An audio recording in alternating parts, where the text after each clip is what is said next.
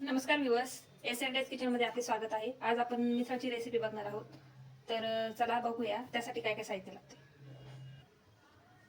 सर्वप्रथम ही मटकी आपण घरी भिजवून घेतलेली आहे आणि तिला मोड देखील आलेले मटकी आणि वाटण आहे. तर याला 2 शिट्ट्या देऊन घेऊया. गॅसवर कुकर ठेवले आहे आणि त्यावर थोडे पाणी टाकणार आहे. त्यात तुमच्या मटकीच्या प्रमाणात तुम्ही पाणी टाकू शकता. मी माझ्या मटकीनुसार पाणी टाकले आहे. पाण्यामध्ये मटकी टाकून त्यामध्ये मीठ टाकायचे आणि हळद टाकायची आणि कुकरच्या 2 शिट्ट्या घ्यायच्या.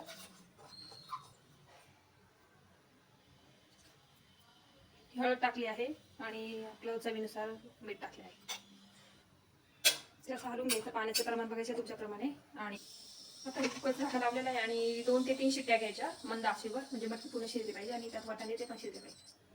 आता कुकरच्या शिट्ट्या होत आहे तोपर्यंत आपण त्यासाठी लागणारे मिसळ पावसाठी लागणारे काय काय साहित्य लागतं ते आपण बघूया. हे अद्रक आणि लसूण घेतलं आहे. हे खिसलेलं खोबरं घेतलेलं आहे मी. अशा पद्धतीने 2 मीडियम साईजचे कांदे मी कापून घेतलेले आहे आणि हिरवी कोथिंबीर अशी बारीक चिरून घेतलेली आहे.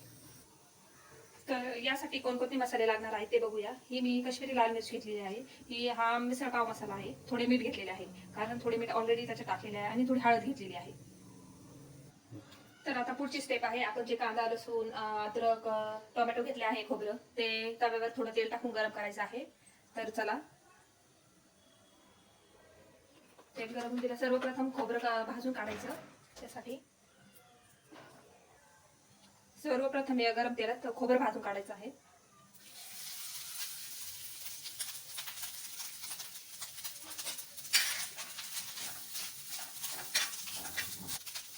आता हे खोबरं असं लाल झाले आहे, तर हे खोबरं काढून घेऊया आणि पुढचं साहित्य ते टाकूया. यानंतर कांदा टाकायचा आहे. हे खोबरं काढून घेऊया कसायचा. आता त्यानंतर खोबऱ्यानंतर त्याच्यात आलं आणि लसूण टाकायचं. ते थोडं परतलं की त्यात कांदा टाकायचा. आता कांदा टाकूया. कांदा थोडा जास्त वेळ आधी कांदा परतला की आता हा कांदा 3 ते 4 मिनिट असा परतून घ्यायचा आहे, लाल होईपर्यंत. त्याचा लाल झाला की तो काढून घ्यायचा. कांदा 3-4 मिनिट असं परतून घेतला आहे आणि त्यानंतर त्याला असं लालसर कलर आलेला आहे. तर त्यानंतर त्याच्यामध्ये आपण टोमॅटो टाकूया. ते जे आपण बारीक चिरलेले टोमॅटो आहे ते टाकू. ते पण परतून घेऊया मित्रांनो. तर आता टोमॅटो टाकल्यामुळे असं छान सुगंध सुटलेला आहे. आता हे मिश्रण थोडे गरम झाले की आपण ते मिसळच्या भाज्यात काढून घेऊया. आता हे अशा पद्धतीने परतलं आहे. तर हे सगळं मिश्रण आपण एका मिक्सरच्या भांड्यात काढून घेऊ. मिश्रण हे आपण मिक्सरच्या भांड्यात काढले आहे आणि त्यावर जे आपण सर्वप्रथम जे खोबरं घेतलं होतं ते देखील खोबरं याच्यात ऍड करून याची अशी एकदम बारीक पेस्ट बनवायची आहे, एकदम बारीक. तर अशा पद्धतीने ही पेस्ट आपल्याला तयार करून घेतली आहे, एकदम बारीक अशी.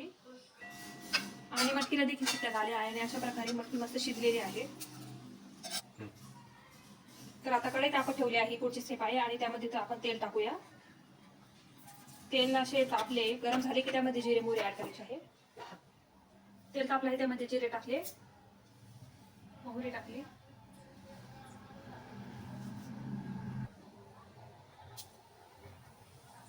थोडा कढीपत्ता देखील टाकला आहे आपण, आणि त्यामध्ये ही पेस्ट ऍड करायची.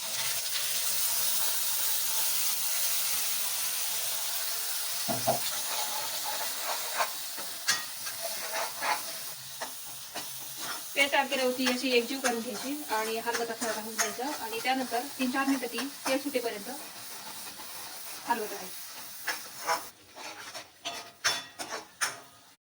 मिश्रणाचे 4 ते 5 मिनिट परतून घेतल्यानंतर त्यामध्ये आपण जे मसाले काढले होते ते ऍड करायचे आहे.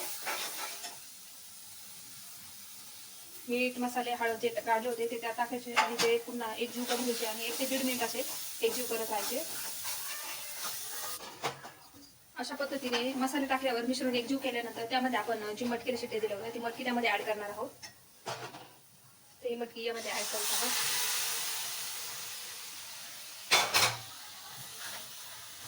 मटकी ऍड केली आहे आणि ते पुन्हा एकजीव करून घ्यायचे आहे. सगळा मसाला त्यामध्ये असा पूर्ण लागला पाहिजे त्याला. मटकी टाकल्यानंतर ते सगळं मिश्रण एकजीव केल्यानंतर त्यामध्ये आपण थोडे पाणी ऍड करणार आहोत. पाणी टाकून ते हलवून घ्यायचे आणि उकळी येण्यासाठी ठेवायचे आहे. पाणी टाकल्यानंतर हलवून घेतल्यानंतर उकळी येण्यासाठी ते 4 ते 5 मिनिट फुल गॅसवर ठेवू शकता तुम्ही. उकळी येऊपर्यंत ठेवा ते. त्यानंतर तर मित्रांनो अशा पद्धतीने मस्त उकळी आली आहे याला. आणि त्यानंतर आपण कोथिंबीर ऍड करणार आहोत. त्यामध्ये थोडं वरतून कोथिंबीर टाकायची आणि पुन्हा 2 मिनिट कोथिंबीर टाकल्यानंतर उकळी येण्यास ठेवा. अशा पद्धतीने उकळी आली आहे, तयार झाली आहे. तुम्ही बघू शकता कशी छान तरी आली आहे. तर तुम्हाला हा व्हिडिओ कसा वाटला आम्हाला कमेंटमध्ये नक्की सांगा आणि आमच्या चॅनलला सबस्क्राईब करा, व्हिडिओला लाईक करा आणि तुम्हाला पुढील व्हिडिओमध्ये कोणती रेसिपी पाहिजे आहे हे तुम्ही आम्हाला कमेंटमध्ये नक्की सांगू शकता. तर तोपर्यंत धन्यवाद मित्रांनो, भेटूया पुढील व्हिडिओत.